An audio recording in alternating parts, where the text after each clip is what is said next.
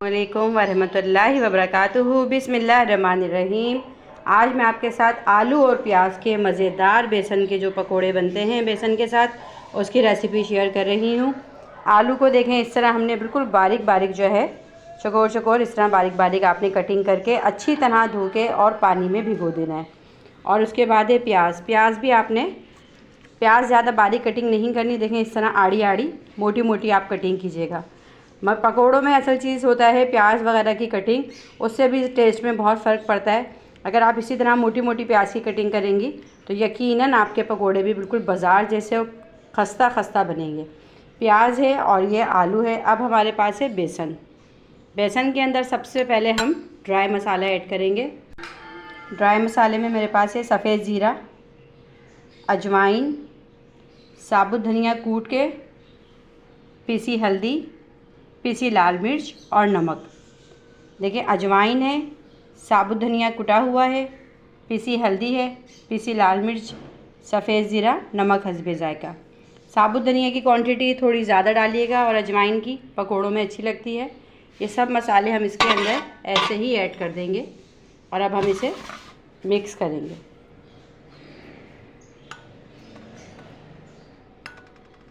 बेसन अगर आपका अच्छी क्वालिटी का है, आपको पता है कि आपका बेसन जब आप बनाती हैं तो इससे पकोड़े खस्ता बनते हैं, तो इसमें खाने का सोडा ऐड नहीं कीजिएगा। और अगर आपको लगता है कि नहीं, कोई शक है कि बेसन पता नहीं कैसा और ट्राई नहीं किया पहले, तो चुटकी भर इसके अंदर खाने का सोडा भी ऐड कर दें। पहले हम ये तमाम मसाले मिक्स करेंगे। ड्राई मसाले मिक्स करने के बाद अच्छे से मिक्स हो गया है बेसन के अंदर। अब इसमें जो हमारे आलू हैं कटे हुए, इसमें पानी से अलग कर लिया, ये इसमें ऐड कर दें।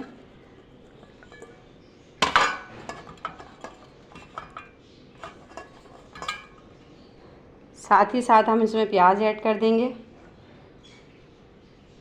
बेसन आपने उतना लेना है जितना आपके पास प्याज और आलू हो।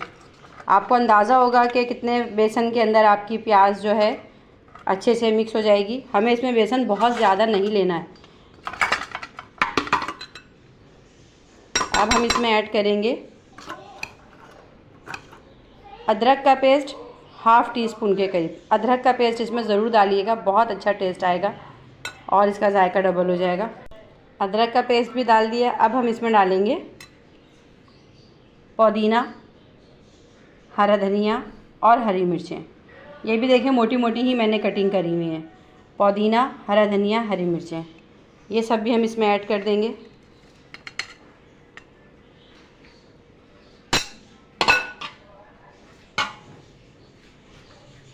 ये तमाम मसाला ऐड करने के बाद अब हम इसे हाथ से अच्छी तरह मिक्स करेंगे।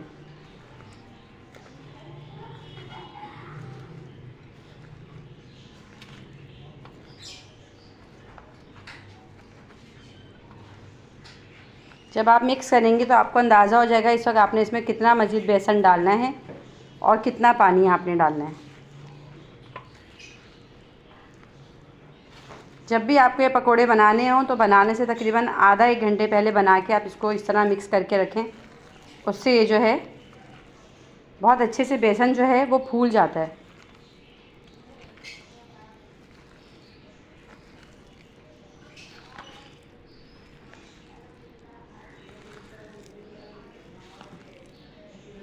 अभी देखें ड्राई बेसन नीचे है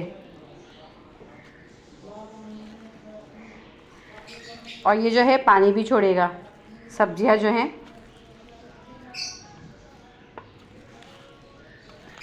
बहुत मज़ेदार ये प्याज और आलू के पकोड़े बनते हैं।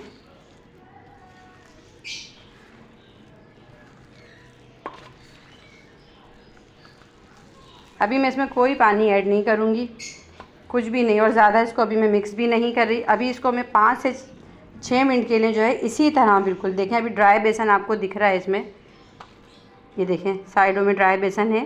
अभी हम इसको इसी तरह जो है 5 से 6 मिनट के लिए कवर करके छोड़ देंगे, क्योंकि प्याज अपना पानी छोड़ेगी और सब्ज़ी से जो पानी निकलेगा वो भी इसमें निकलेगा। फिर हम दोबारा इसकी मिक्सिंग करेंगे। अभी हम इसको कवर करके रख देंगे 5 से 6 मिनट के लिए।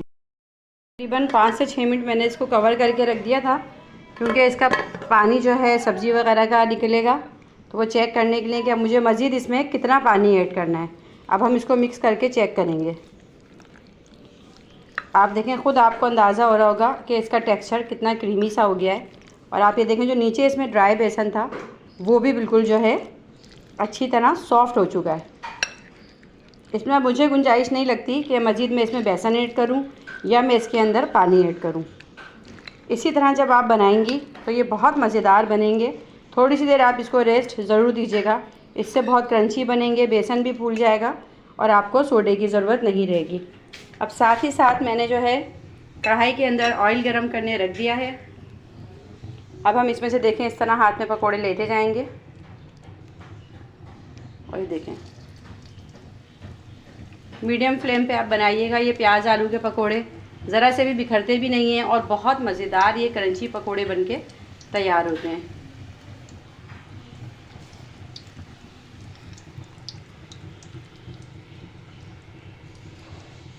हाथ से इस तरह लेती जाएं और डालती जाएं।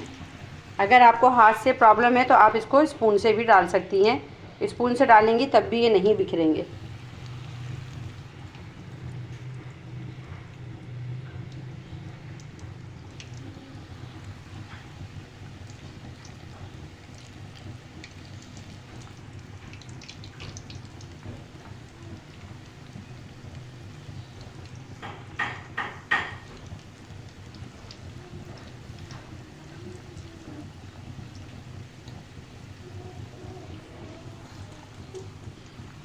ये देखिए, इस तरह अब हम इस पर डाल के स्लो आंच पे इनको खस्ता सा अब हम फ्राई करेंगे। पहले स्लो आंच रखेंगे, फिर हम इसकी फ्लेम तेज़ कर देंगे। अब हम इसे टर्न करते हैं।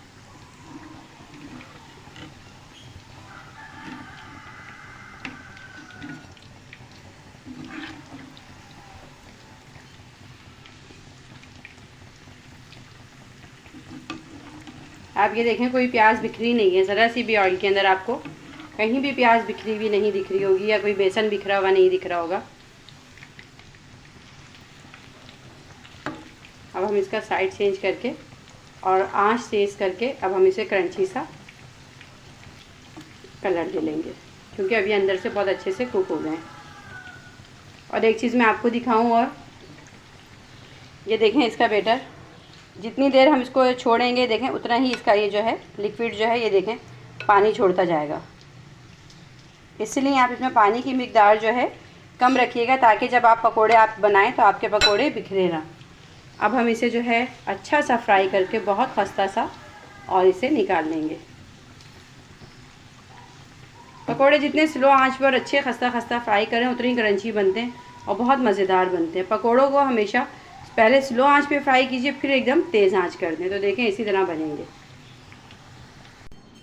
ये चेक करें, गरम गरम जो है आलू और प्याज के पकोड़े बन के रेडी हो गए। आप ये देखें कितने खस्ता हैं और बिल्कुल जिस तरह ही लुक है, जिस तरह बाज़ार का होता है, और अंदर से आलू भी कोई इसमें कच्चा नहीं है। बहुत मज़ेदार ये पकोड़े बनते हैं। आप इस रेसिपी को ज़रूर ट्राई कीजिएगा। आपको ये रेसिपी पसंद आए तो मेरी वीडियो को लाइक शेयर और सब्सक्राइब ज़रूर कीजिएगा। मैं आपसे इजाज़त चाहूँगी। अल्लाह हाफिज़।